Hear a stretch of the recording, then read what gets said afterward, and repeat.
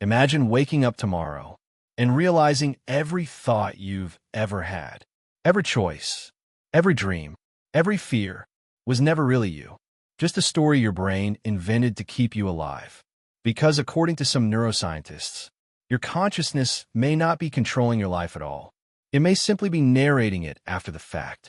And if that's true, then the person listening to this video right now might be the last to know what your brain is actually doing.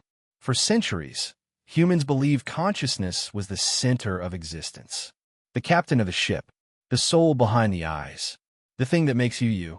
But modern neuroscience keeps uncovering something disturbing.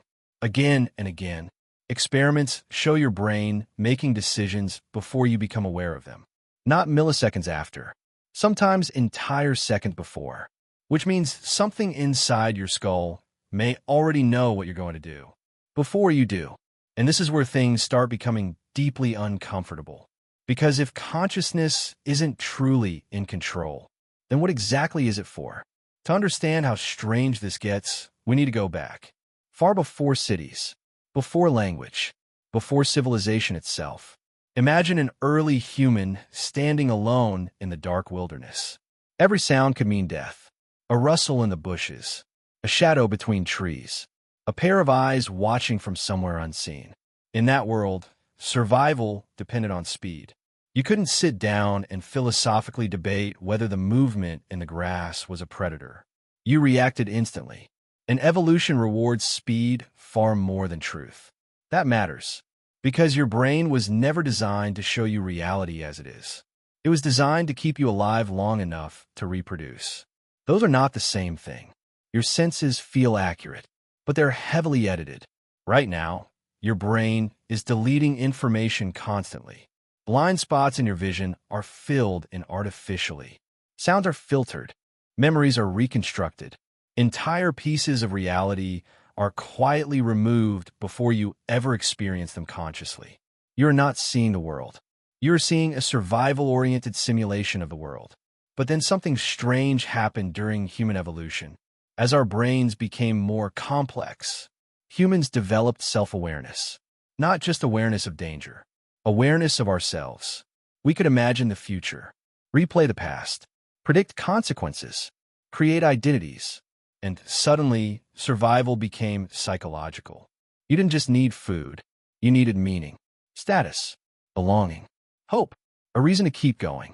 And consciousness may have emerged as the brain's ultimate survival tool, not to reveal truth, but to create a stable story, a story called you.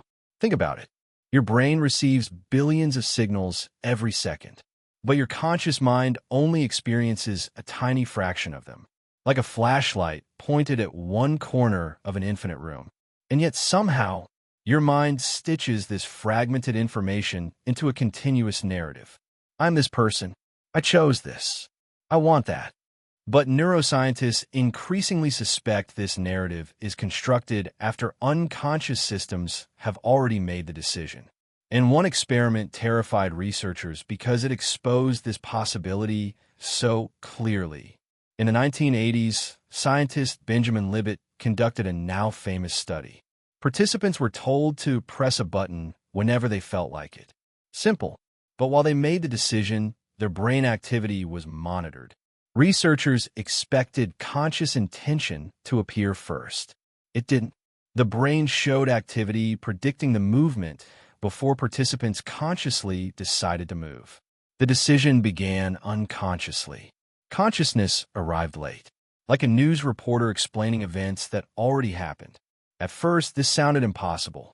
Then more studies kept finding similar results. Your brain prepares actions before you become aware of wanting them. And this is the part almost nobody talks about. If consciousness is arriving after the decision, your sense of free will may partly be an illusion. Not completely fake, but far less powerful than it feels. Which raises a horrifying possibility. Maybe consciousness isn't the driver of human behavior. Maybe it's the justification system, the storyteller, the public relations department for a machine operating underneath awareness. And suddenly, human behavior starts looking very different. Think about how often people invent reasons for actions they don't fully understand. why they fell in love, why they got angry, why they ruined their own lives, why they keep repeating destructive patterns. We assume we consciously control ourselves, but many psychologists believe unconscious systems dominate far more of human behavior than we realize. Your fears, your attractions, your habits, your political beliefs, even your personality. Much of it may originate beneath conscious awareness, while your mind creates explanations afterward to preserve the illusion of control. But it gets stranger, because consciousness may not just be limited. It may actually distort reality on purpose. Your brain constantly lies to you for survival. It creates confidence you haven't earned, hope during hopeless situations, false memories, emotional biases, optimism distortions. Even your sense of self may be heavily fictionalized, and evolution may prefer it that way, because creatures obsessed with absolute truth often don't survive long. Imagine fully perceiving reality without psychological filters. Every risk, every uncertainty, every inevitable loss, every future death. The human nervous system might collapse under the weight of it. So consciousness may function less like a truth detector and more like a protective hallucination. A simplified interface, like icons on a computer screen. You see folders and buttons, not electrical signals and machine code.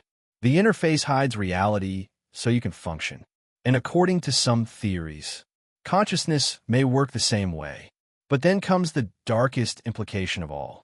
If consciousness evolved for survival rather than truth, how much of modern human life is built on useful illusions? Money, status, national identity, social hierarchy, even the idea of personal success.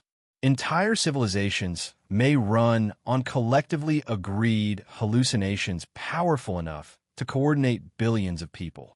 And this is where everything changes, because the question stops being, is consciousness real? And becomes, if the illusion helps humanity survive, does truth even matter? That sounds abstract, until you realize how much suffering humans endure searching for meaning.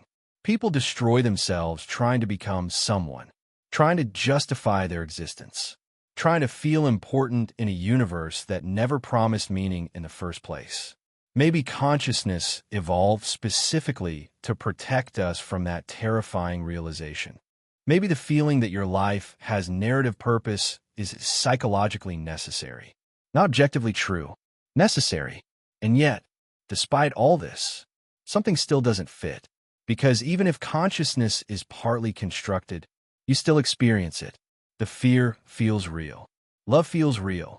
Music feels real. Grief feels real. The experience itself cannot be denied, which creates one final paradox. Even if consciousness is an illusion, the illusion is still capable of suffering, still capable of beauty, still capable of wondering why it exists. And maybe that's what makes humans so strange.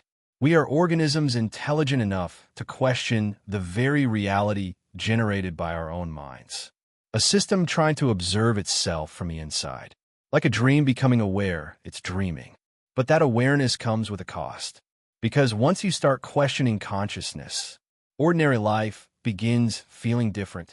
You notice how automatic your routines are, how emotions appear before logic, how thoughts emerge without permission. You don't choose your next thought before thinking it. It simply arrives, out of nowhere. And suddenly the voice in your head feels less like a commander and more like a witness, watching events unfold, explaining them afterward, trying desperately to maintain the feeling of identity. Maybe that's why silence feels uncomfortable, why humans constantly seek distraction, noise, entertainment, validation, because deep down, many people sense something unsettling beneath conscious thought, a kind of psychological abyss, the terrifying possibility that the self is less stable than it appears. But maybe that isn't a reason for despair. Maybe it changes how we see each other. If people are driven by forces they barely understand, perhaps hatred becomes harder to justify. Perhaps compassion becomes easier, because underneath every identity, every ego, every mask is a fragile consciousness trying to survive reality, trying to make sense of existence before time runs out. And maybe that's the real story here. This was never just about neuroscience. It was about the human condition itself. Because whether consciousness is real or merely a survival hallucination, it still created art, civilization, love, religion, science. This video, a temporary flicker of awareness staring into the void, asking questions the universe may never answer. And maybe that's the most human thing imaginable. A hallucination, wondering if it's real.